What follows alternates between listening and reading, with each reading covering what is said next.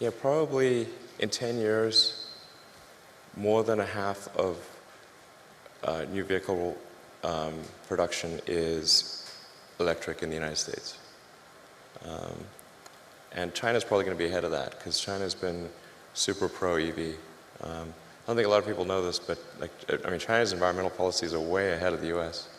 Like their mandate for renewable energy far exceeds the U.S. I think sometimes people are under the impression that China is either dragging their feet or somehow behind the U.S. in terms of sustainable energy promotion, but they're by far the most aggressive on Earth. It's crazy. I mean, in fact, a coalition of Chinese car manufacturers just wrote the Chinese government to beg for them to slow down the mandate because it's like too much. They need to make 8% electric vehicles, I think, like next year or in 2 years or something. They can't physically do it. So China's by far the most aggressive on electric vehicles and solar. But that's a common misperception that they're not. There's one Google search away to figure this out, by the way. It's really pretty easy. So, and in 10 years, man, I think, yeah. So half of all production, I think, will be EV. I think almost all cars produced will be autonomous in 10 years. Almost all. It will be rare to find one that is not in 10 years. That's going to be a huge transformation. Now, the thing to bear in mind, though, is that new vehicle production is only about 5% the size of the vehicle fleet. So you think about how long does a car or truck last, and they last 15 to 20 years. So before they're finally scrapped. So new vehicle production is only roughly at most 1/15 of the fleet size. So even when new vehicle production, say, switches over to electric or to autonomous, that still means the vast majority of the fleet on the roads is not. It'll take another, 5 to 10 years before that becomes the majority of the fleet becomes EV or autonomous. But if you were to say go out 20 years, overwhelmingly things are electric, autonomous, overwhelmingly. Fully autonomous? Fully autonomous. So no one will have to touch the steering wheel if there is one? There will not be a steering wheel. In 20 years, it will be like having a horse. People have horses, which is cool.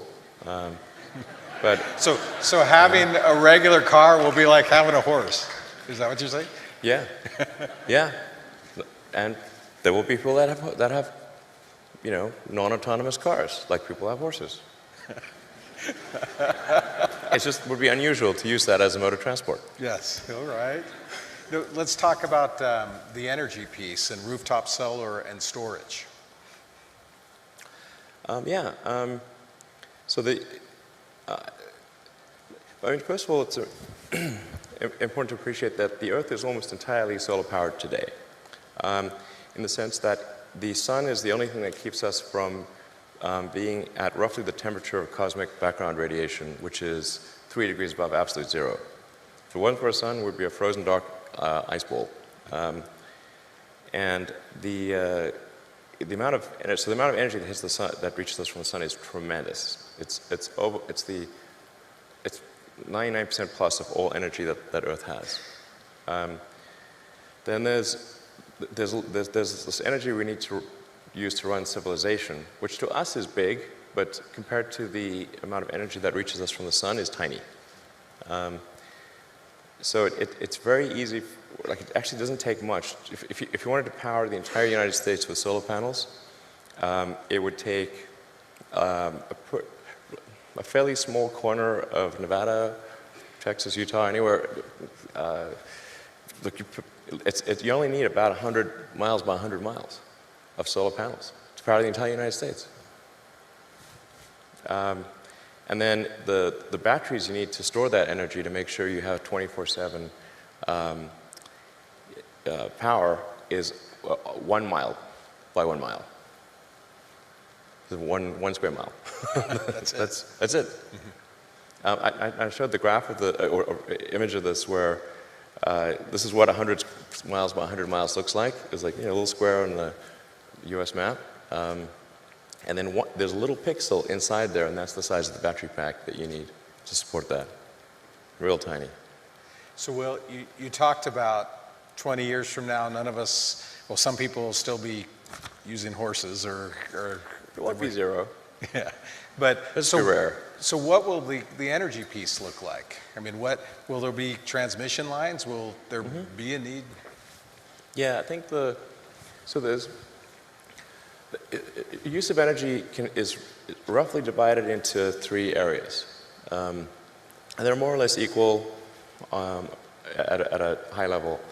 There's about a third of energy is used for transportation of various kinds. About a third is used for electricity. About a third is used for heating.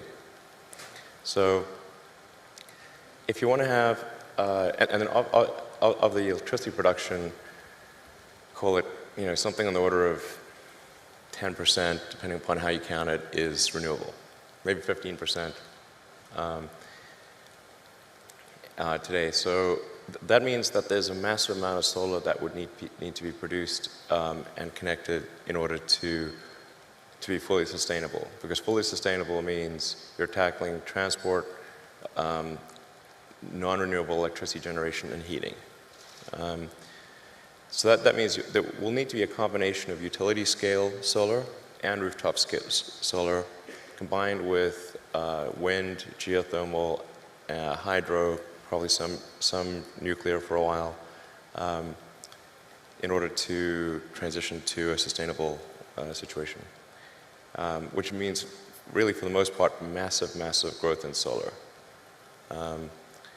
And it's going to be important to have rooftop solar in neighborhoods because otherwise there'll need to be massive new transmission lines built. And people do not like having transmission lines go through the neighborhood. They really don't like that. And I agree. So you want to have some localized energy production combined with utility. So you want rooftop solar, utility solar, and that's really going to be the solution from a physics standpoint. That I can't see any other way to really do it. People talk a lot about fusion and all that, but the sun is a giant fusion reactor in the sky, and it's really reliable. It comes up every day. So if it doesn't, we've got bigger problems. Somebody asked me to ask you this. We talked about workforce today, but they asked me, are robots going to take our jobs, everybody's jobs in the future? Or how much do you see artificial intelligence coming into the workplace? Well, first of all, I think on the artificial intelligence front, you know, I have exposure to the very most cutting edge AI,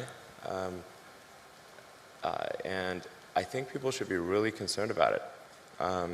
I keep sounding the alarm bell, but you know, until people see like robots going down the street killing people, like they don't know how to react, you know, because it seems so ethereal. I think we should be really concerned about AI, and I think we should. AI is a rare case where I think we need to be proactive in regulation instead of reactive, because I think by the time we are reactive in AI regulation, it's too late. And normally the way regulations are set up is that a whole bunch of bad things happen, there's a public outcry, and then after many years, a regulatory agency is set up to regulate that industry. And there's a bunch of opposition from companies who don't like being told what to do by regulators. Anyway, it takes forever. That in the past has been bad, but not something which represented a fundamental risk to the existence of civilization. AI is a fundamental risk to the existence of human civilization, in a way that car accidents, airplane crashes, faulty drugs, or bad food were not. They were not. They were harmful to a set of individuals within society, of course, but they were not harmful to society as a whole. AI is a fundamental existential risk for human civilization, and I don't think people fully appreciate that. It's not fun being regulated. It's not, it can be pretty irksome, but in the car business, we get regulated by Department of Transport, by EPA, and a bunch of others, and there's regulatory agencies in every country. In space, we get regulated by FAA, but if you ask the average person, hey, do you want to get rid of the FAA and just like take a chance on manufacturers not cutting corners on the aircraft because profits were down that quarter? I was like, hell no. That sounds terrible. So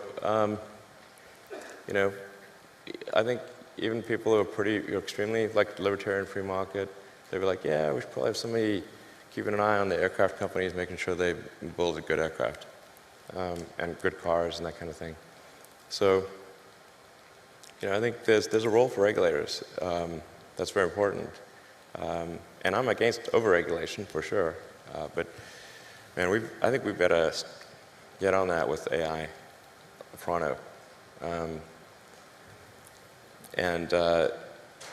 So there'll certainly be a lot of job disruption. Because what's going to happen is robots will be able to do everything better than us. I'm including, all of us, Yeah, I'm not sure exactly what to do about this.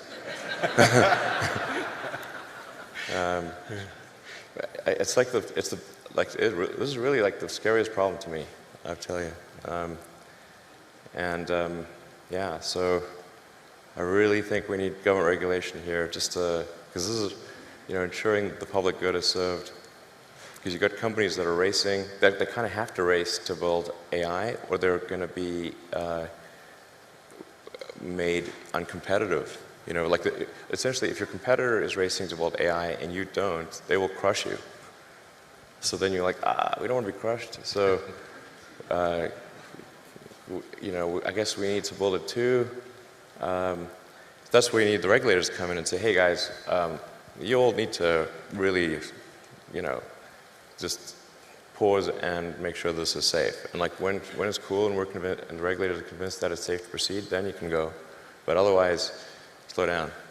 But you kind of need the regulators to do that for all the teams in the game. Otherwise the shareholders will be saying like, hey, why aren't you developing AI faster? Because your competitor is. I'm like, okay, we better do that. Anyway, so it's like, there's like something like 12% of jobs are transport. Transport will be one of the first things to go fully autonomous. But when I say everything, like the robots will be able to do everything, bar nothing.